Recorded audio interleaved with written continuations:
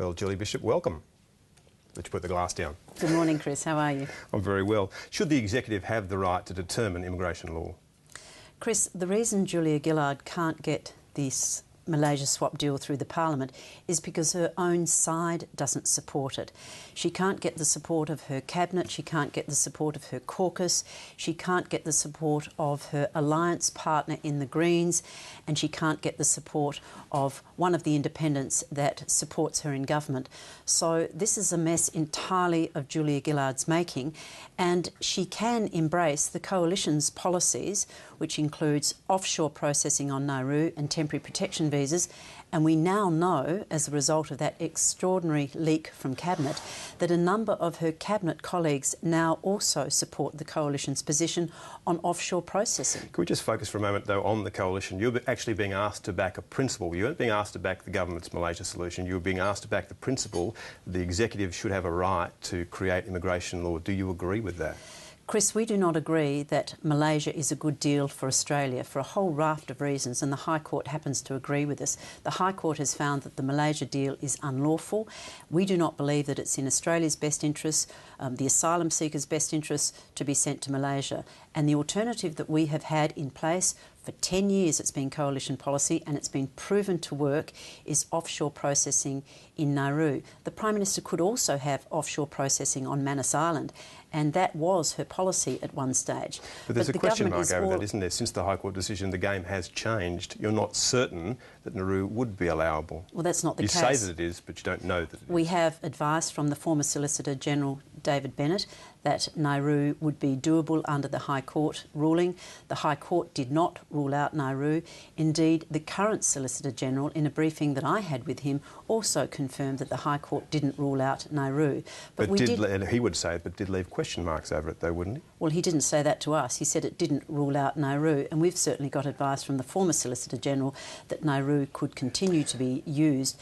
And the question has to be, if Julia Gillard really believes in offshore processing, why did she close down Nauru when they came to government?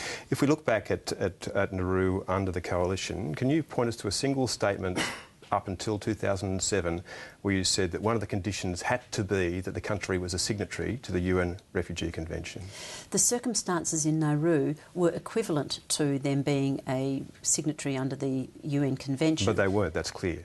But we had put in place protections in the Migration Act to reflect the fact that if you were a signatory under the UN Convention, there would be these certain protections in place. So we knew Nauru was not a signatory, but the asylum seekers came into our care and continued to be under our care, within our care, when they went to Nauru.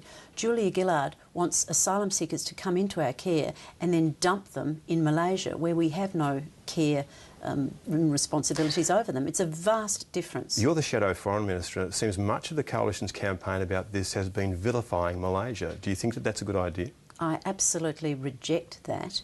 What we have done is referred to government statements from within Malaysia about how they treat asylum seekers, and the comments about the caning for immigration offences come from the government's own words in Malaysia. So we haven't vilified Malaysia at all. We do not think that the Malaysia swap deal is good for Australia, the 5-to-1 swap. We also believe that because it's temporary, it will be exhausted after 800 asylum seekers are sent to Malaysia. And as we know, already 1,000 have arrived, or over 1,000 have arrived since the deal was announced, that once 800 are sent, it's over. That's the end of it. So again, the Prime Minister will have been shown to have no plan B. So we've now had her East Timor plan fail, her Manus Island plan fail, her Malaysia plan fail, and the government is making it up as they go along. Just so we can be absolutely clear on this, this amendment will now sit on the books in Parliament. Do you think that you might awake one night, or Tony Abbott might awake one night and think all of a sudden that he's going to change his mind? We've had the same policy in place for 10 years, and we will continue to argue that the policy we had in place, the policy that worked, which was offshore processing on Nauru and also Manus Island, and temporary protection visas, and the option of turning back the boats if they're in international waters where it's safe to do so, that worked before. We believe it will work again. On the carbon tax, which passed this week and should clear the Senate, how will you go about repaying businesses who buy credits? Well, as we've pointed out on a number of occasions, until the 1st of July 2015, there's absolutely no need for businesses to buy credits, and that's 4 years away. The credits are non-transferable, they're not tradable, so we cannot see any reason why business would be buying credits before the 1st of July 2015. Well, futures markets aren't unknown, and it's one of the ways that businesses keep costs down and understandable. Well, we're certainly giving notice, and it's unambiguous. There will be no carbon tax under the coalition. We will seek to repeal the legislation, and business is on notice. Certainly, but if they buy them, then you will have to redeem them in some way. Well, not necessarily. The government keeps talking about carbon credits as being a property right. There is considerable doubt about a property right that is susceptible to variation or reduction being able to be compensated. So you were saying that something that was bought from the Australian government wouldn't be redeemable to an Australian government in the future? I'm saying that you cannot necessarily assume that a carbon credit would be able to attract the property right of just compensation. Can you think of another circumstance where that would be the case with anything the government does? Water rights. That they're not redeemable once the government has sold them? Well, Chris, the point I'm making is we are putting business on notice that by the 1st of July 2015 there's no need for them to buy these credits. And the question that you ask is based on the premise that the government will still be in place on the 1st of July 2015 and that Julia Gillard will still be the Prime Minister. Well, I don't think there'd be many people who would assume that that would be the case, because Julia Gillard is now on the equivalent of a political death row. It's not a question of if she's going to be replaced as leader, it's a question of when. Household compensation will certainly start before the tax starts. How will you claw that back? Well, what we will be doing is repealing the carbon tax, and already it's been shown that the carbon tax is going to cost billions of dollars over the forward estimates, an extra $4 billion than will be raised in revenue. So that'll be $4 billion in savings. Likewise, we'll be taking pressure off the cost of living increases, and that's what a carbon tax is designed to do. It's designed to put up the cost of living. Well, taking that tax away, the cost of living should fall. But once you've given compensation to people and the costs continue to rise, it's very difficult to get that back, isn't it? We have said that it will be part of our coalition policy to have tax reform and also to ensure that pensioners get a fair go. Have you told people that the cost of electricity will go up under a coalition government no matter what happens? Chris, the whole point is the carbon tax is designed to make electricity prices skyrocket. They were the words that President Obama was honest enough to say to the American people, that electricity prices will skyrocket under a carbon price.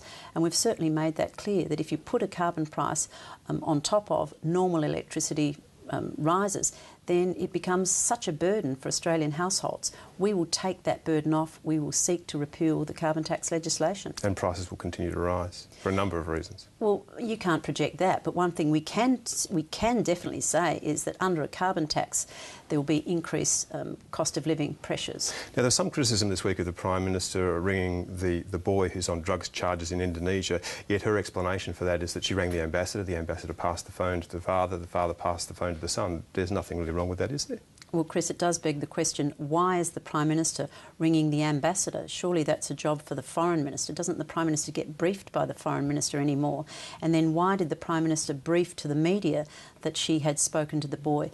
I was briefed by the Foreign Affairs Department and by the boy's lawyers, and they made it very plain to me that it would be in the boy's best interests if it were left to the consular officials, the family and the lawyers. And so I have to question why the Prime Minister decided to insert herself into this whole very sad issue. There are 50 Indonesian miners in custody in Australia at the moment. It would appear that the Indonesians are a little angry about this intervention.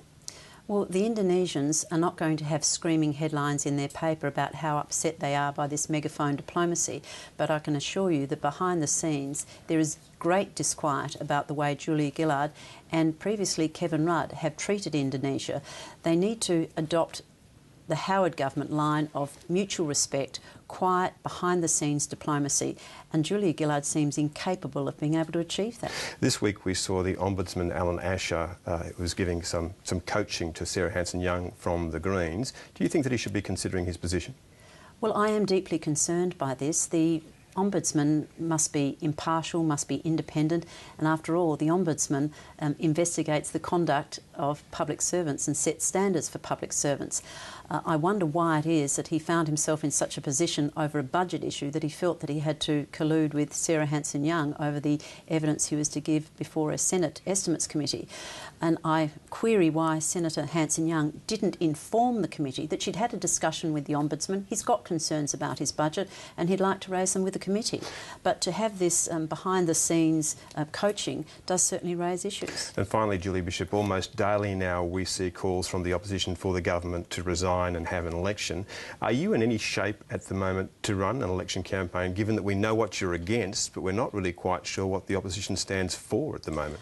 Well, the reason that people say we're opposing all the time is because the government has given us so much material to oppose. I mean, the government has given us so much bad policy to consider, and we'll continue to oppose it. But of course we are ready to govern. We have been putting in place policies, alternative policies. We have an expenditure review committee that's been going through the budget line by line to cut out wasteful spending. 16 of Tony Abbott's shadow ministry have been ministers in a competent government, the Howard Costello government, and we are certainly ready to govern. We know how to do it. We've been there before. We've got policies that have worked before and will work again. Julie Bishop, thank you. My pleasure.